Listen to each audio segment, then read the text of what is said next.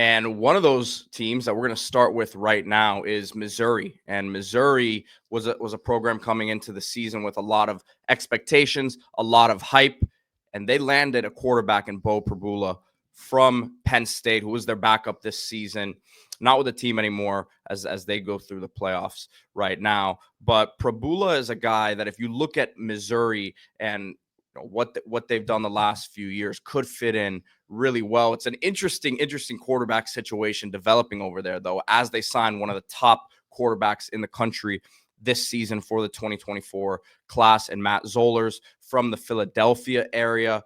These two actually know each other, Pribula from Penn State and Zollers. So that could be an interesting battle, as there's a couple years of eligibility remaining here for Pribula, but a guy who gave a nice spark at times for Penn State as that running quarterback, and did see some time as a backup in garbage time this year. Yeah, just going through the stats, 2024, 26 of 35 for Beau, 74%, 275 yards, 5 touchdowns, 1 pick, played in all 13 games. Again, speaking to the role he played on this playoff team as a change of pace runner, rushed for 38 times, 242 yards, 6.4 yards a carry, and 4 touchdowns over the entirety of his tenure, 3 years, including a red shirt. That's 37 of 56 passes, 66%, 424 yards, 9 touchdowns throwing, 1 pick, 94 rushes, 571 yards, 6.1 yards a carry, and 10 touchdowns. So watching this guy, first of all, you see him as a runner in the games that he's playing in the Big Ten level. He looks very twitchy, explosive. Then you realize he's really not a running quarterback. When you go and look at his highlights, this was a 3-star out of York County, Pennsylvania, or out of York, Pennsylvania. Should have been ranked higher, in my view. 3-star, 29th in the country in the class of 22. But you watch his highlights, man, this guy can really throw. He is twitchy and athletic, which is why he had that running role, played basketball as well. But he is a legitimate passer. High school stats, 33 touchdowns, 72% passing, 2,576 yards.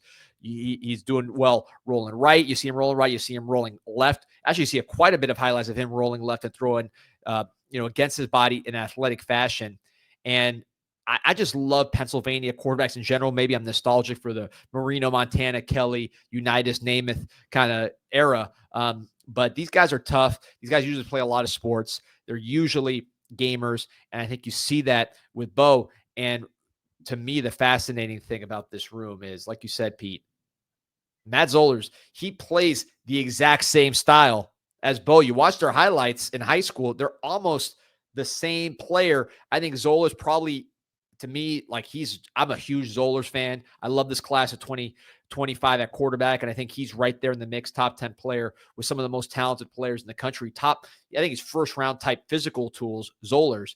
But you watch him play, him and Beau play a very, very similar style. They're both basketball players, both from Pennsylvania, both kind of tall, wiry type of guys. Beau maybe a little smaller and strong, or shorter and stronger, but both guys will run, they will throw, and they'll make athletic plays for their team.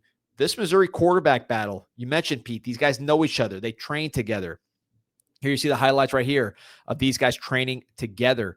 It's going to be very, very interesting as you move on from the Brady Cook era. And Missouri, really, to me, the thing I like, you could play the same offense no matter who is under center. They both play the same style. There you go. See Beau, some of the athleticism on the basketball court. Zollers is a really, really good basketball player too. So both of these guys, so similar. Both have really, really good talent. I think both these guys are probably more physically gifted than Cook, who had a great Missouri career.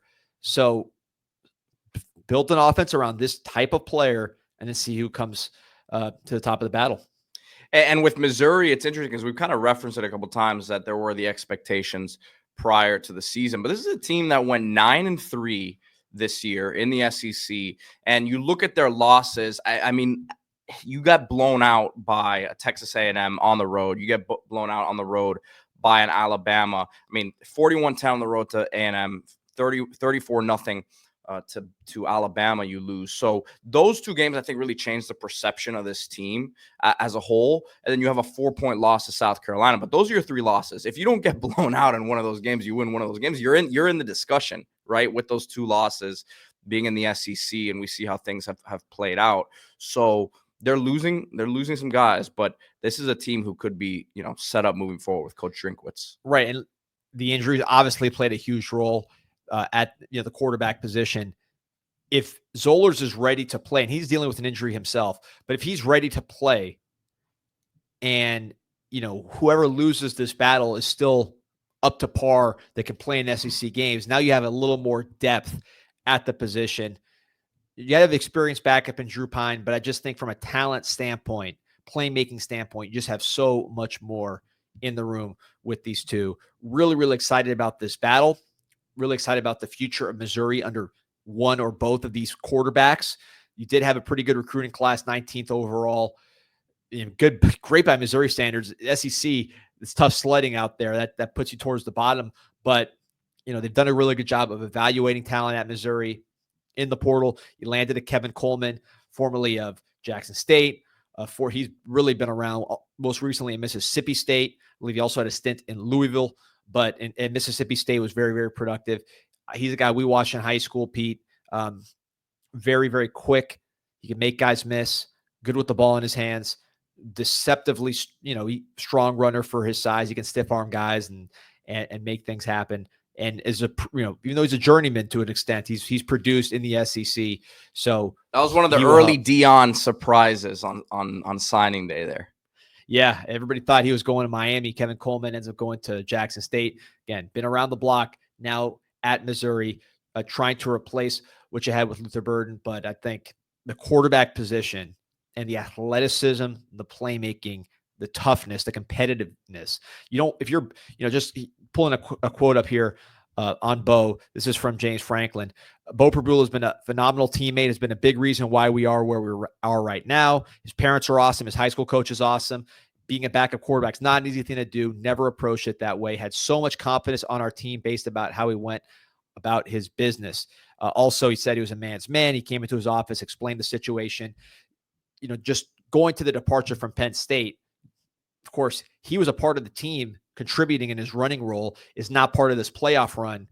He did not want to leave. It was a situation where, because of the timing of the calendar, especially at the quarterback position where everything kind of is built around you, he wouldn't be able to really explore his options in the portal and still be part of this team. So the calendar kind of got him there. You hear James Franklin talk. Clearly, there's no hard feelings there. Sounds like he wanted to be part of this run. Everybody wanted him to be a part of it, but it just worked out this way, and they're wishing him well. I think he's a guy that can succeed in the SEC. Much, much better thrower than I think we've seen in just the limited clips that he's had in Big Ten action.